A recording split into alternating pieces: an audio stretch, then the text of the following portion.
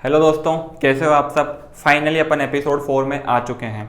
अब एपिसोड 4 और एपिसोड 5 में मैं आईपीओ की बात करूंगा। आईपीओ आपको अच्छे से समझाऊंगा। इसमें आईपीओ का पार्ट 1 है। यहाँ पे मैं आपको समझाऊंगा कि कंपनीज पब्लिक क्यों हो जाती है। अब आप सोच रहे होंगे कि तो पब्लिक की क्यों बात कर रहा है। आईपीओ बेसिकली ये होता है, जब कंपनीज पब्लिकली शिफ्ट हो जाती है तो उसको अपन आईपीओ बोलते हैं। आज अपन इसका रीज़न जानेंगे कि कंपनीज पब्लिक क्यों हो जाती है। इस सीज़न पे आज अपन बात करेंगे।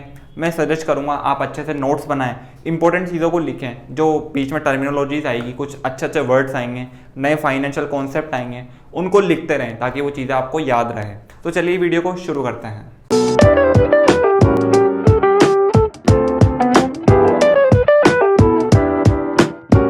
अब मैं आपको सारी प्रोसीजर समझाता हूँ कि एक छोटा सा बिजनेस जो चालू होता है वो एक बड़ा स्टार्टअप कैसे बनता है, वो आईपीओ तक कैसे पहुँचता है। बीच में जो प्रोसेस आती है वो अपन एक एक करके समझते हैं।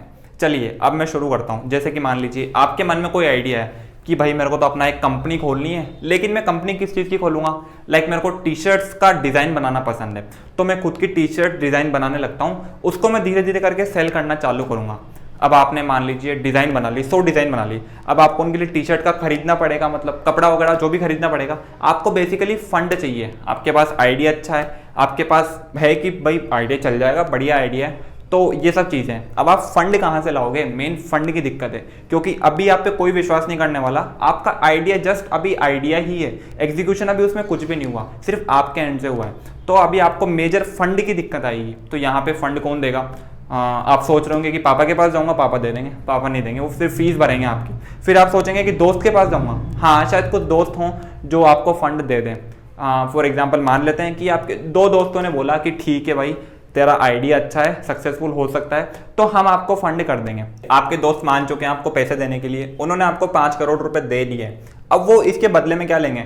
भाई आपकी कंपनी थी, उन्होंने आपको पैसे दिए, तो आप उनको पार्टनरशिप दोगे। लाइक आप दोनों की बात हुई, वो बोलेगा 15% चाहिए, बोलेगा नहीं 10 में मान जा। तो आपने दोनों ने माना कि भाई मैं तुम दोनों को 12% पार्टनरशिप दे दूंगा कंपनी में, तुम मुझे इतने करोड़ रुपए, मतलब जो भी वो दे रहे हैं वो दे दो।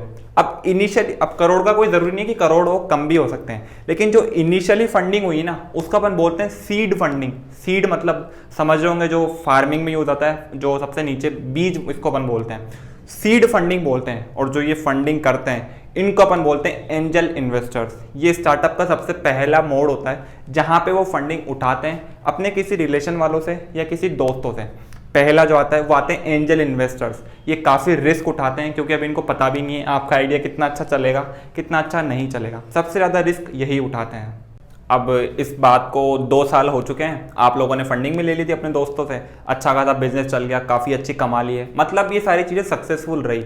अब आपके मन में आ रहा होगा एज ए प्रोमोटर। प्रोमोटर कौन होता है, फाउंडर को ही अपन प्रोमोटर कहते हैं। आपके दिमाग में आ रहा होगा कि यार मैं अपने बिजनेस को और बढ़ाना चाहता हूँ और अच्छा प्रॉफिट कमाना चाहता हूँ, तो इसके लिए मैं एक और मैन्युफैक्चरिंग यूनिट डालता हूँ और अपने शहर में 3-4 रिटेल स्टोर्स और खोल लेता हूँ अपने ब्रांड की। तो उसके लिए आपको फंड चाहिए होगा। अब आपने तीनों चारों जनों ने देखा भाई कितना फंड है, तो अप्रोक्स एग्जांपल ले रहा हूँ मैं, 7 करोड़ फंड की जरूरत आपको पड़ गई। अब 7 करोड़ कहाँ से लाओगे। 7 करोड़ तो ना आपके घर वाले देंगे ना आपके दोस्त देंगे, दोस्तों ने भी एक बार दे दिया, बार बार नहीं देने वाले हो। अब आप कहाँ से लाओगे, तो यहाँ पे रोल आता है वेंचर कैपिटलिस्ट का, वीसी। ये लोग होते हैं जो आपको एक अच्छा फंड प्रोवाइड कराते हैं। अब वीसी बोलेगा ठीक है भाई 7 करोड़ मांग रहे हो, 7 करोड़ दे देंगे, लेकिन हमें क्या दोगे बदले में। वो कहेगा कि आप हमारी कंपनी में कुछ परसेंटेज के शेयर ले लीजिए या स्टेक ले लीजिए, लाइक 10%, 15%।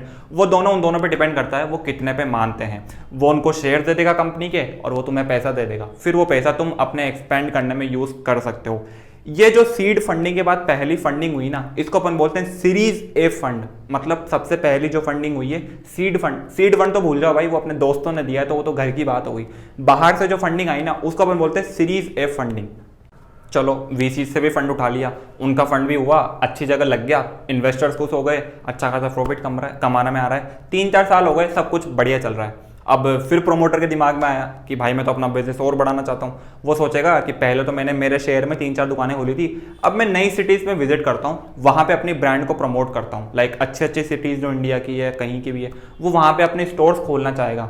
अब फिर से फंड की जरूरत पड़ेगी। वीसीज बार बार फंड देंगे नहीं, एक बार दे दिया, कितने वीसीज को अप्रोच करोगे।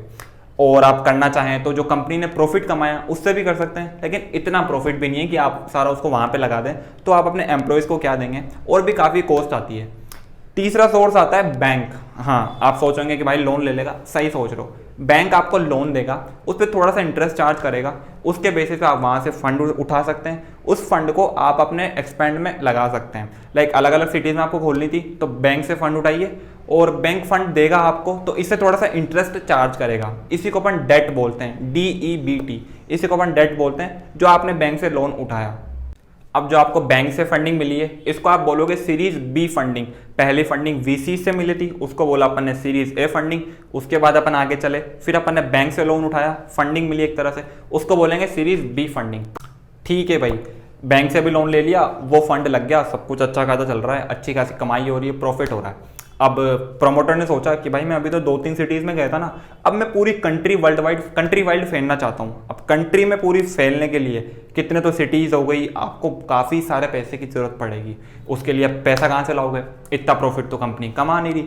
VCs के पास जाओगे तो VCs बोलेंगे भाई हम तो तुम्हें 5-10 करोड़ रुपए दे देंगे, इससे ज़्यादा नहीं बैठेगा हमारे हिसाब से। बैंक से लेने जाओगे तो बैंक से कितना लोगे, ऑलरेडी ले चुके हो, फिर से लोगे तो वो इंटरेस्ट चार्ज करते हैं, उससे परेशान रहोगे। अब जाओगे कहाँ, पैसा तो चाहिए, और इस बार तो अच्छा खासा पैसा चाहिए। एग्जाम्पल के लिए दूँ, 50-60 करोड़ मान सकते हो आप। अब कहाँ से लाओगे, तो यहाँ पे नाम आता है प्राइवेट इक्विटी का। ये लोग हाईली प्रोफेशनल लोग होते हैं, जिनका बैकग्राउंड बहुत अच्छा होता है। ये आपको ज़्यादा अमाउंट देने की ताकत रखते हैं, 60-70 करोड़ रुपए आपको आसानी से दे देंगे।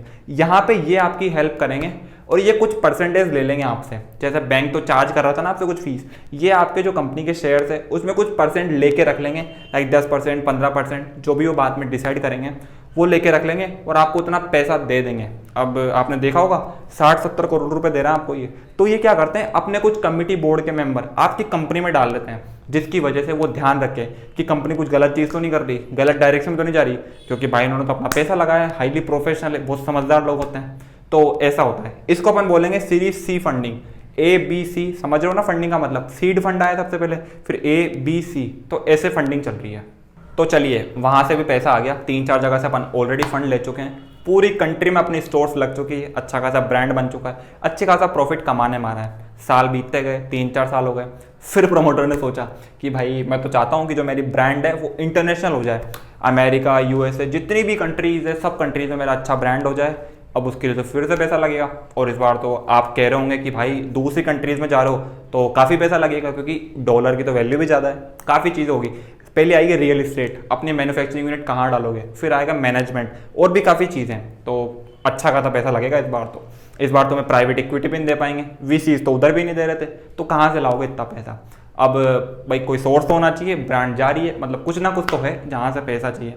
सोचो वीडियो का टॉपिक क्या था, IPO। जी हाँ, यहाँ पे कंपनी क्या करेगी, अपने कंपनी के शेयर्स, पहले तो वो क्या कर रही थी, प्राइवेट इक्विटी को दे रही थी, VCs को दे रही थी, लेकिन इस बार क्या करेगी, वो पब्लिक में बांट देगी। कहते हैं ना इनिशियल पब्लिक ऑफरिंग, पहली बार कंपनी ने अपने शेयर पब्लिक को दिए हैं। पहले तो वो इंडिविजुअल्स को दे रहे थे, प्राइवेट इक्विटी हो गए, VCs हो गए, लेकिन इस बार पब्लिक में बांट देगी, अच्छा खासा पैसा उठाएगी और इसी से वो इंटरनेशनल पहुंच पाएगी।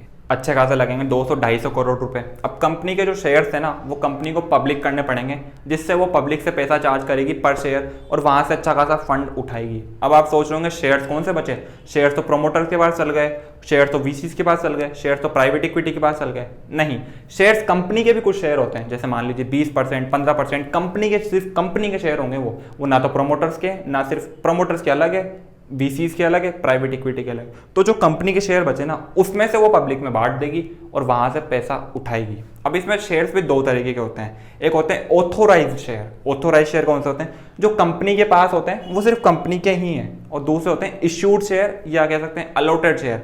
वो होते हैं शेयर्स या तो प्रोमोटर के पास होंगे, VCs के पास होंगे, या पब्लिक के पास होंगे। कंपनी के पास जो शेयर्स है उसको ऑथोराइज बोलते हैं, जो कंपनी के पास नहीं है और किसी के पास भी है उसको अपन बोलते हैं इशू शेयर या अलॉटेड शेयर।